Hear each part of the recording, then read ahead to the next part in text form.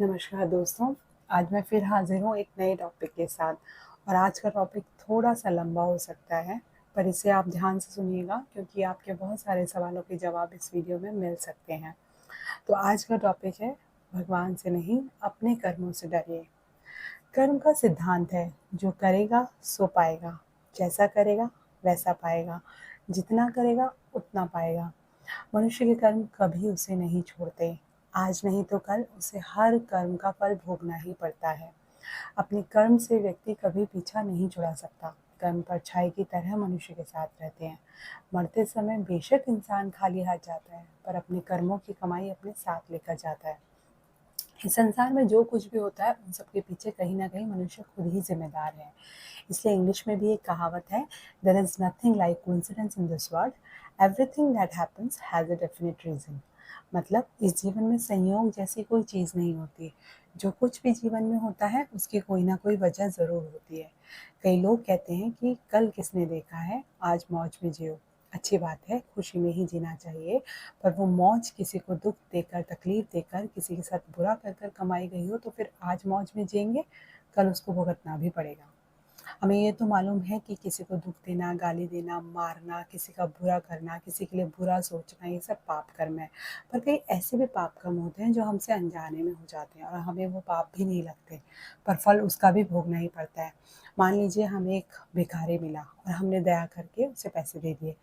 आपने तो सोचा आपने बहुत अच्छा कर्म किया, पर उस भिखारी ने अगर उस पैसे से शराब, सिगरेट या कोई नशा किया तो उसका इस कर्म के भागी आप भी बने। या फिर अगर उसने इस पैसे से कोई चाकू खरीदा और किसी की हत्या करी, तो आप भी तो उस कर्म के भागी हुए। तभी कहा जाता है कि दान भी पात्र देखकर करना चाहिए। और कलयुग में ऐसे अनजाने में पाप कर्म बहुत होते हैं। कर्म की गति बहुत सूक्ष्म है।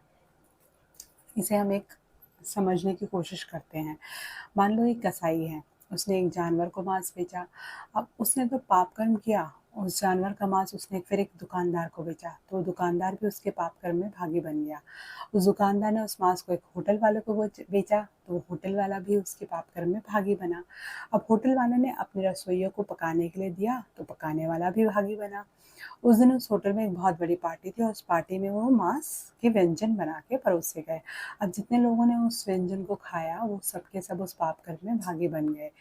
कर्म एक ने किया, लेकिन जितनों ने उस कर्म में साथ दिया वो सारे के सारे ही भागीदार हो गए। वो सारे भागीदार भले स्वयं को निर्दोष समझे, परंतु वो सब अनजाने में पाप कर्म के हिस्सेदार बन गए। जब उसका फल चुकाने का समय आता है तो सभी को मिलकर ही चुकाना होता है। कैसे चुकाते हैं, आइए जानते हैं। जैसे वो पाप कर्म को चुकाने के समय का संयोग आता है ना, तो दूसरे जन्म में वो सब एक ही बस में सवार होते हैं और कहीं पिकनिक व यात्रा करने जाते हैं। अब इस जन्म में वो कसाई उस बस का ड्राइवर बनता है और जैसे ही वो पहाड़ी पर जा रहे होते हैं, वो जानवर जिनको उस कसाई ने मारा था अचानक सामने आ जाता है और उसे बचाने के लिए बस का ड्राइवर बस का संतुलन खो देता है और वो बस उस पहाड़ी से नीचे गिर जाती है और उसमें किसी की जान जाती है और हर किसी को कहीं ना कहीं चोट आती है। उस वक्त लोग यही कहते हैं कि ड्राइवर की गलती के कारण सभी निर्दोष लोगों को चोट आई, परंतु कर्म की गुह्य गति के हिसाब से कोई निर्दोष नहीं था। जो निर्दोष थे वो किसी न किसी कारण से उस यात्रा में नहीं गए, या फिर इतने ऊपर से गिरने के बाद भी किसी को एक खरोंच तक नहीं आई। निर्दोष को बिना कर्म के दुख दर्द या भोगनी पड़ेगी, हो ही नहीं सकता। ये कायदा ही नहीं है। अगर ज़्यादा लोगों के बीच भागीदारी होती है तो ट्रेन में जाते हैं और उस ट्रेन के कुछ डब्बे पटरी से नीचे उतर जाते हैं और वो सारे लोग ज़ख्मी हो जाते हैं या फिर मर जाते हैं कई लोग तो। और अगर बहुत ही ज़्यादा लोग हों तो एक ही प्लेन में इकट्ठे हो जाते हैं और उस प्लेन में कोई टेक्निकल फॉल्ट की वजह से प्लेन क्रैश हो जाता है और सारे वहीं ख़त्म हो जाते हैं। तो इस तरह कर्म की गुह्य गति को समझते हुए बड़ी सावधानी से कर्म करना चाहिए। तभी कहा जाता है कर्म कभी किसी का पीछा नहीं छोड़ते। भले ही किसी व्यक्ति ने कितना भी छिपकर कर्म किया हो, लेकिन मनुष्य स्वयं को उस कर्म से छुड़ा नहीं पाता। उसका हिसाब किताब उसको भोगना ही पड़ता है।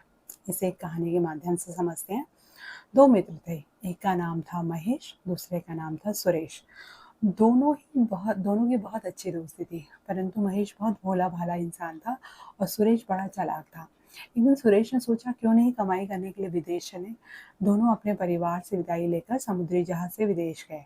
दोनों ने खूब मेहनत की और अच्छी कमाई की। फिर दोनों ने एक दिन सोचा चलो अपने देश वापस चलते हैं, अब इतना धन तो कमा लिया है जो आराम से बैठकर खा सकें। वापसी यात्रा के समय दोनों मित्र समुद्री जहाज से वापस आने लगे। दोनों के मन में अपने परिवार से मिलने की खुशी थी, परंतु सुरेश के मन में एक दुष्ट विचार चल रहा था और उसने सोचा कि अगर मैं महेश को इस रेलिंग से धक्का मारकर समुद्र में गिरा दूं और उसकी सारी कमाई भी मैं ले लूं तो किसी को पता भी नहीं चलेगा और लोग भी ये समझेंगे कि एक दुर्घटना थी। ये सोचकर सुरेश ने महेश को धक्का दिया और वो जहाज समुद्र में गिर गया और उसका सारा माल सामान और पैसे लेकर वो अपने गांव पहुंच गया।